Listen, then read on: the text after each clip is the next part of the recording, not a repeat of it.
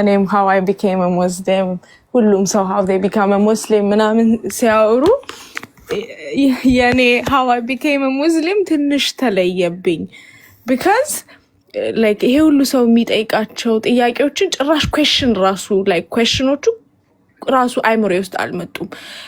ከመጽሐፉ በፊት መጽሐፍ ቅዱስ ይቀድም ነበረ ምናምን not even a flinch ነው የምልህ። I read the Quran, I love it, I understand, I accept.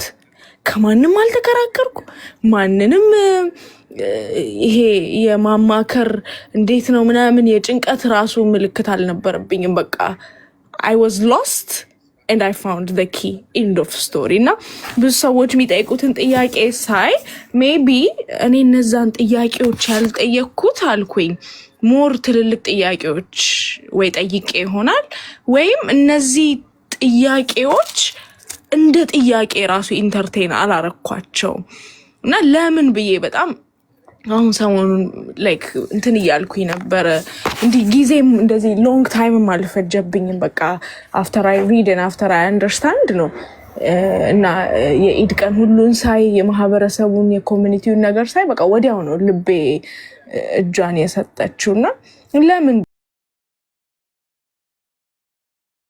ብዬ question ሳረግ maybe ዩኒቨርሲቲ እያለን ምናምን